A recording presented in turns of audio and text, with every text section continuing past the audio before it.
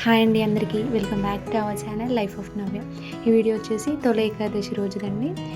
అందరూ 29th Saturday తొలి Ekadashi celebrate చేసుకుంటే మేము మాత్రం ఆఫ్టర్ 5 days వెడ్నెస్డే రోజు పౌర్ణమి రోజు సెలబ్రేట్ చేసుకుంటాం.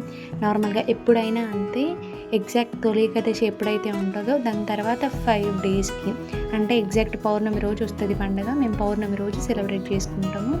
ఆ రోజు ఎల్లమ్మ తల్లికి పౌర్ణమి అండ్ ఆ రోజు పిండితో ప్రమిదలు చేసి ఎగ్జాక్ట్గా మనం వెంకటేశ్వర్ల స్వామికి అయితే పిండి దీపాలు పెడతాం కదా, అట్లా పిండి దీపాలు 5 పిండి దీపాలు పెడతాము. అండ్ ఆ పిండితోనే డిఫరెంట్ బొమ్మలు కూడా చేసి చూపిస్తాము. ఆ బొమ్మలన్నీ చేసింది మా అత్తమ్మ. ఈ వీడియోలో అవన్నీ కూడా చూపిస్తాను, క్లియర్గా చెప్తాను, చూసేయండి. పిండి ప్రమిదలు చేయడానికి మా అత్తమ్మ అయితే పిండి అయితే ప్రిపేర్ చేసింది.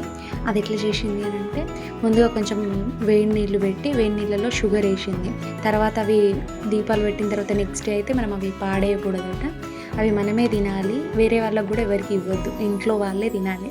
అందుకోసం అని చెప్పి కొంచెం స్వీట్నెస్ ఉంటే తింటాం కదా అని చెప్పి కావచ్చు మేబీ, చక్కెర వేసి వాటర్లో చక్కెర వేసి వాటర్ బాయిల్ అవుతున్నప్పుడు మన వరిపిండి ఉంటుంది కదా, వరిపిండి అందులో వేసి ఇప్పుడు చూపిస్తున్నట్టుగా పిండిలాగా అయితే చేసుకుంది. వాటితోనే ఇప్పుడు కొన్ని బొమ్మలు చేసి అమ్మవారికి దీపంతలతో పిండి దీపంతలతో పాటు ఇట్లా కొన్ని బొమ్మలు కూడా చేసి చూపించాలట. అది మా ఇంటి ఆనవాయితీ అన్నట్టు.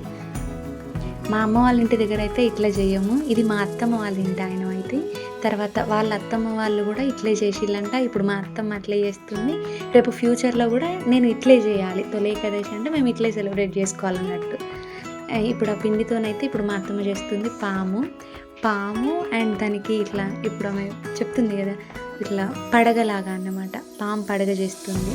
నెక్స్ట్ వచ్చేసి తేలుకి కాళ్ళు చేతులు అవన్నీ ఇట్లా స్పెసిఫిక్గా ఇట్లా ఒత్తి చూపిస్తుంది చూడండి. అండ్ వాటికి తోక కూడా ఇట్లా పాము విత్ పడగ. అండ్ ఇప్పుడు దానికి కాళ్ళు చేతులు వెనకాల తోక.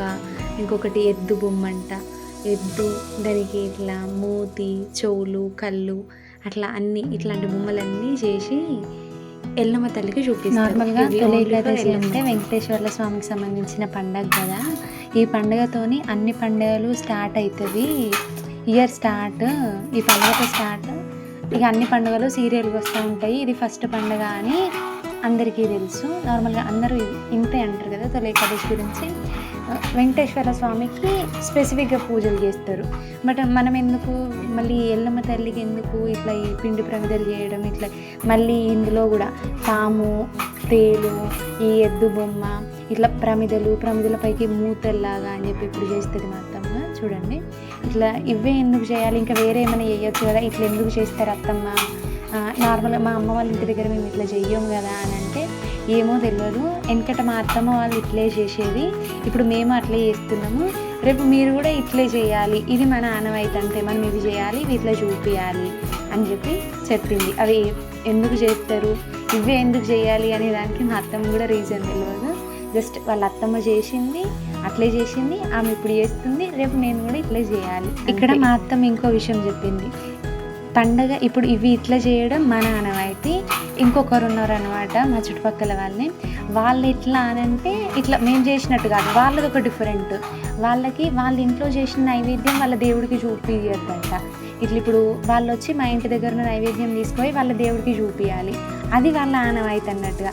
వాళ్ళు చేసుకునే నైవేద్యాలు, వాళ్ళు చేసుకునే ప్రసాదాలు అప్పాలు వాళ్ళన్నీ చేసుకుంటారు. బట్ వాళ్ళ ఇంట్లో చేసుకున్నవి వాళ్ళ దేవుడికి చూపించద్దు, వేరే వాళ్ళ దగ్గర తీసుకొచ్చినవి వాళ్ళ దేవుడికి చూపించాలి. అట్లా ఒక్కొక్కరికి ఒక్కో ఆనవాయితీ ఉంటుంది అని చెప్పింది మా అత్తమ్మ. అండ్ ఇప్పుడు చేసిన ప్రమిదలు ఆ బొమ్మలు అవన్నీ నూనెలో అయితే ఫ్రై చేస్తుంది. అవన్నీ నూనెలో వేంపిన తర్వాత అందులోనే దీపాలు పెట్టి ఆ బొమ్మలన్నీ దేవుని దగ్గర పెట్టి చూపిస్తుంది.